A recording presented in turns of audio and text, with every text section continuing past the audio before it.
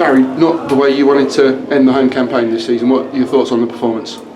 Certainly no. Again, we've disappointed the home fans. Our season at home hasn't been good enough. We understand that, and we've been trying different things to make it happen. But unfortunately, today we had a few players that certainly were looking after themselves, not being team players, and that ultimately cost us. That's your whole ethos is about the team being greater than the sum of its parts. Probably that's not what you want to see. No, definitely not. It's a problem. We only give 1 year contracts come the end of the season. Players aren't wanting to get injured because they might not be able to start the next season. So that's got a knock-on effect. And today, that was, certainly some of the boys I could see that with, and others were playing for themselves, where they're trying to get a move somewhere else, but not being team players, and that's disappointing because, for the teammates, because they're looking after themselves and nobody else. There's plenty of ability up in the stands, injured at the moment, but the players that have given the opportunity, as you've said, it's up to them to take their chances. Yeah, well, throughout the season, everyone's had opportunities, so there can't be any complaints in that dressing room. Unfortunately, the past 2 weeks, nobody's stepped up to the plate. It was important to win the last 2 home games. We didn't take anything from them, which is extremely disappointing. And the fans are quite right to vent their anger. Whether it's at me, whether it's at the players, are quite right. I have no argument with that. As I said, it's not been good enough at home this season. But hopefully they continue to support the club. Whether they want to vent their anger, still come and pay their money. Next season. And that's the message out there. I suppose a big part of the frustration, such as it is that we've seen the team play very well in parts, but the inconsistency has been a key factor. Yeah, and I've said that all along. We've never really had proper consistency going the run of 15, 16 games. We've had it in spells where we've maybe 7 or 8, but not enough throughout the season. And that's where at this level, if you're consistent, then you'll certainly win more games than you lose.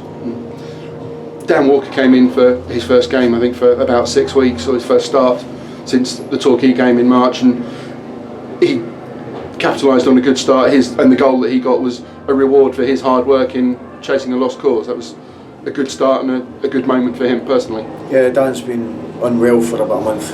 He's come back in training, and his pace gets him into that position, and endeavour to make sure that he gets a second chance. It's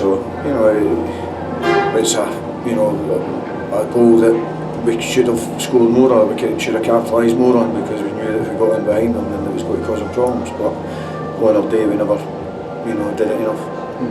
And Southport are on a good run, credit to them for that, but do you think the team capitalised upon that good start? It didn't seem that we really built on that positivity.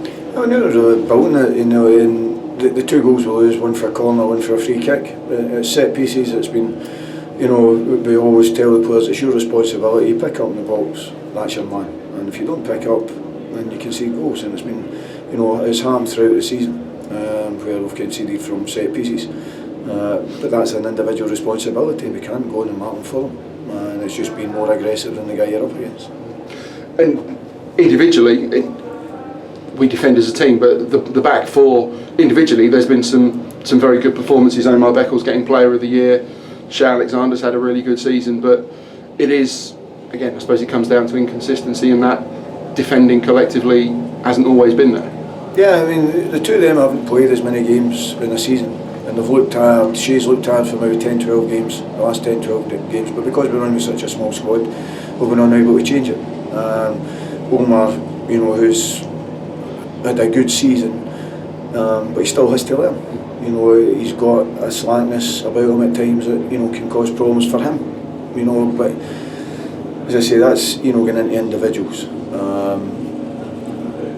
collectively we've not defended as you know, as well as a team as I would have liked, and it's, you know, it's not it's not through hard work, because these guys get, you know, put in shape, you know, pretty much every week, and you know, they defend well, but when the pressure's on, you know, it's a different question.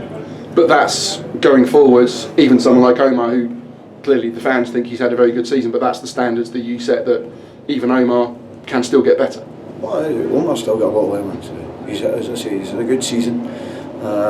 You know, and he'll probably get an offer from someone that can offer more money than what we can, and he'll move on. But you know, if he doesn't cut out, he'll get punished more the higher he goes up. And if he doesn't cut out the small mistakes that he makes here, that sometimes it doesn't get cost us, it'll definitely cost him the higher up he goes.